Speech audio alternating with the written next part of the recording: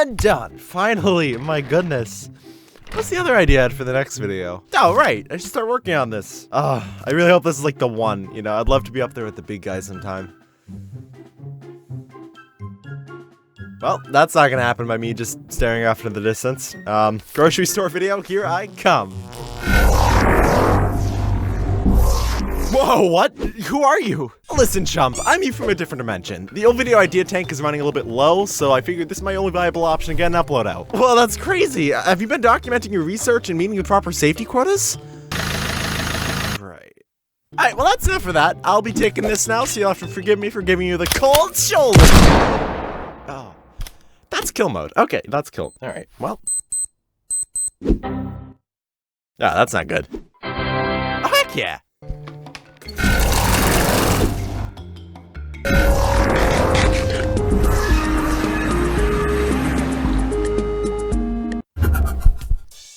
Now, if you're like me or any other functioning member of society, you hate three things: work, taxes, and Canadians. But not so fast, Human Rights Tribunal. I'm a United States citizen. Because I'm actively involved in two of those things, not only are there like a lot of stories to tell, but I've also developed a deep, crushing, awful feeling of responsibility and work ethic. Yeah, I work as a cashier. I know, very cool. Upgrade from just being a bagger pleb, so now not only do I have to bag every single box of Honey Nut Cheerios that leave the store, I also have the monumentous task of making sure it hovers over a glass panel properly beforehand. It's a good job. A lot more engaging than just bagging stuff or bringing in carts from outside, but it also comes with the responsibility of handling finances. Or as I like to call it, is that debit or credit? No one uses cash anymore. It's the future. Grow up. I'm not extremely adept with numbers, so I don't know why I was put in charge of handling a massive corporate entity's cash, but whoop-de-doo, here we are now, right? Now, let's say someone comes through your line with an order of 1657. 1657 of pure chicken nuggets.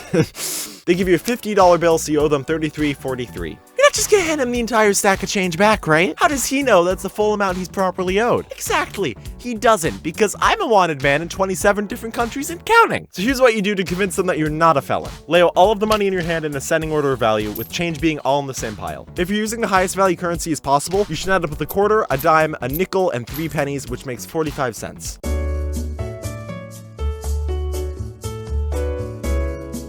Then for your bills, you'll end up with $3, $1.10, and a 20.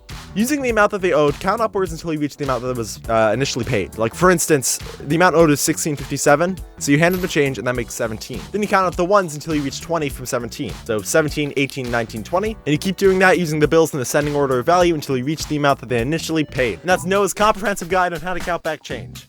That's cool, but this is a stick-up, so put all the money in the bag. I love doing this, man. Once you get used to the process, you can just sort of like fly through it at the speed of some hypothetical blue hedgehog. But one morning, Sonic didn't have my back. It's Saturday morning, right? I'm cashiering on an express lane, which means you can only bring a certain amount of items through, or else I beat you. People are coming through, laughs are being had, and I make the 5th generic remark about the weather that day, when suddenly, this crack addict comes through the line wanting to buy 3 cartons of nicotine-packed menthol cigarettes. And I go, hey, how are you today? Alrighty tighty. So I was kind of back as change, and let me tell you, it was a lot of change. Like running out of 20s and having to use 10s kind of change. Straight up college student going out to eat kind of change. Your grandmother making a bank deposit kind of change. Not only is it taking me a long time to get out of the cash drawer, but it's also taking me a fat second to give it back to him. So I start counting. Alright, so your change makes 134, 135, 140, 150, 160. When all of a sudden, I feel what seems like a small child slam into the top of my heel and bounce off into the other direction. Before I get the chance to look behind me and see what used hyper punch in my leg, I look behind me, right, and see a 2-liter root beer bottle spraying absolutely everywhere. Like, the whole register behind me is getting soaked. The customer that was buying the darn thing, drenched. The cashier behind me, drenched. Sea levels rose 5 inches that day. It was wild. Nothing was not affected by this bottle of soda's rampage, right? Like, everything was fair game and soaked in sticky, carbonated brown liquid. Except for me. So apparently, what I gathered from this is that it's not a good idea to accidentally knock an entire bottle of soda off the edge of a cash register, because guess what? The whole thing plummeted to the ground, hitting the back of my foot with the butt of the bottle, bouncing onto its top, knocking the cap, seal and all. Zonkles! The customer is surprisingly chill about everything, despite... yeah. He also got some root beer on him. This is what happened when I first started working at the store. This is the story of the first time I cleaned the bathrooms. Obviously, I've cleaned bathrooms before. I grew up in a large household, and they always needed cleaning. My filthy cluster of 4 to 23 siblings would just go in, pop a zoink, and hardly clean up after themselves. So what'd my mom do?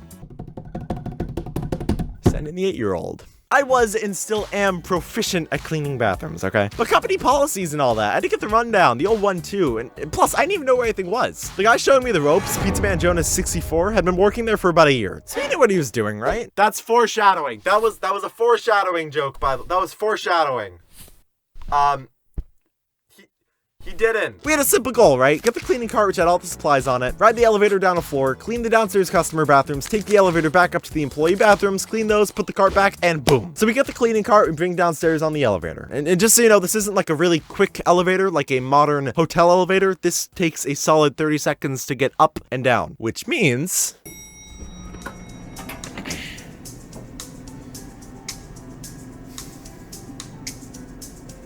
Do you play Minecraft? So we make it to the customer bathrooms and enter the men's room. Hey, is anyone in there? Yeah, I'm on the toilet. I'll be out in a second.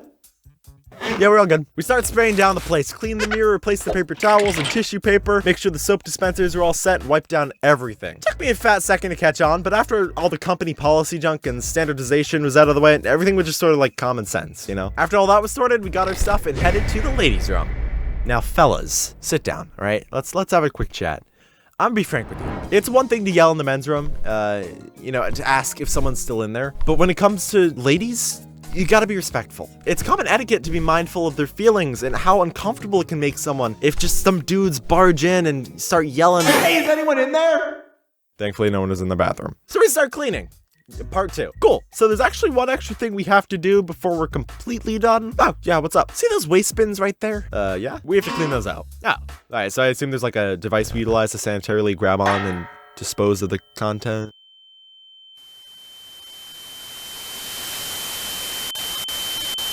You sure we're supposed to do it like that? Yeah, man, it's fine. Just go for it. Okay. Huh. Hey, Jonas? I think these come off the wall. Huh. I don't have a punchline. Like, that's it. He just reached in there like a claw machine looking for a stuffed animal. Like your dad reaching for the divorce papers. He just like reached in there, grabbed the contents, and just right into the trash can. I'm impressed, honestly. Like, that's like so nasty. I don't care if he had gloves on or whatever. To think he's been doing that ever since he started working there? It's wild. Absolutely wild. Well, anyways, that's it. Thanks for watching. Hope you guys enjoyed that video, and I'll see you later.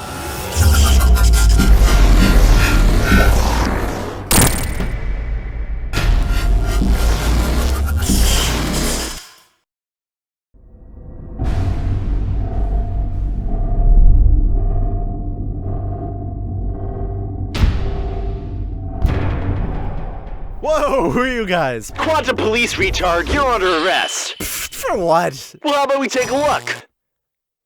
You're under arrest on charges of assault and battery, putting salt on an actual battery, loitering, 3 counts of homicide, robbery of a local garden shop, pushing over a woman in her mid-80s. Wait, but I did that ironically.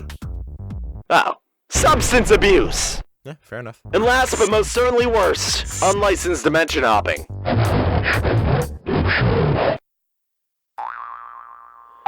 I told you to have it all up and running before I finish reading off the felonies. What happened? I don't want excuses. I want results, Dasher. Idiot, did you even plug in the yellow cable? Oh, okay, well I don't want to think the video is playing. I want the video to actually be playing. Guys, please stop fighting. Everyone shut up. Where did he go? Hey kid, you sure you want to do that? That's QPD property you're hitting right there.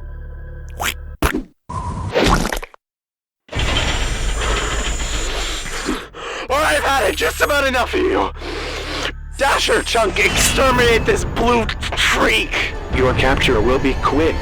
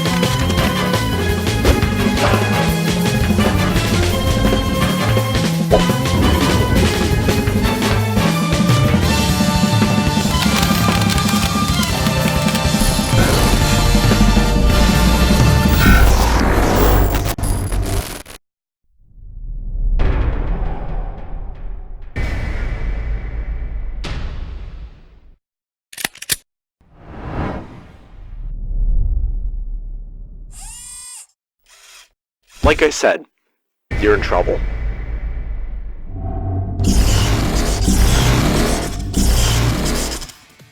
Alright, bye guys. Thanks for hanging out.